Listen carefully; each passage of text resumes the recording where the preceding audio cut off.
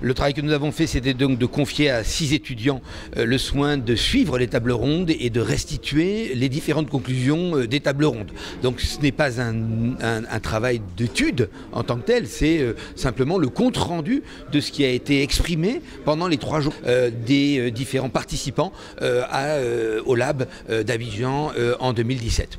Les 2 points que j'ai retenus, c'est en termes de développement de l'Afrique, c'est d'une part la question de la numérisation avec donc cette accélération que permet le digital d'un certain nombre de pratiques, par exemple le banking money, mais aussi avec les enjeux d'accès à l'infrastructure, de l'accès aux services, puisque par exemple en Centrafrique, 1 mois d'abonnement téléphonique égale 1 an et demi du salaire moyen.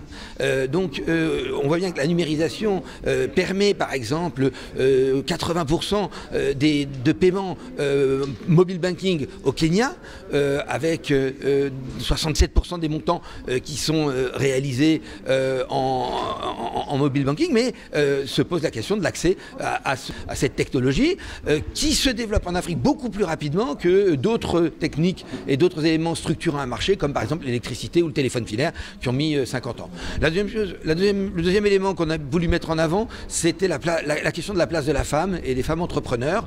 Alors ça permet également de faire un zoom plus large sur la nécessité d'accompagner les entrepreneurs, la nécessité de les former, la nécessité aussi de créer un écosystème qui permette le financement des initiatives, parce que l'Afrique est pleine d'entrepreneurs, l'Afrique compte également un secteur informel extrêmement développé, des étudiants diplômés de l'enseignement supérieur qui sont au chômage. Pourquoi? Parce que la formation qu'ils reçoivent n'est pas en adéquation avec les besoins du terrain et avec ce qui serait nécessaire.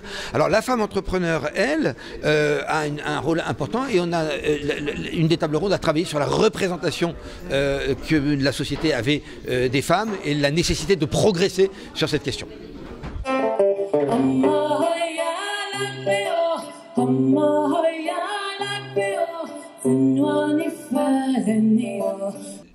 L'ESSEC a choisi de s'implanter au Maroc et d'y construire un campus qui peut accueillir 480 étudiants pour former des managers africains en Afrique pour l'Afrique.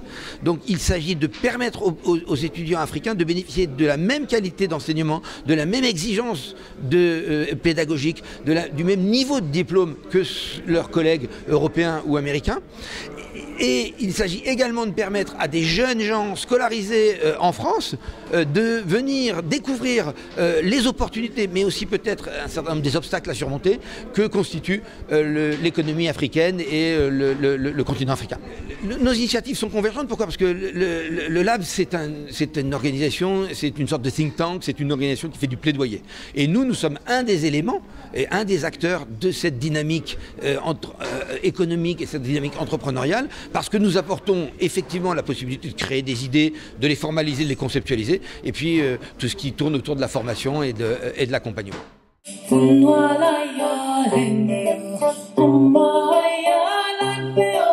Allah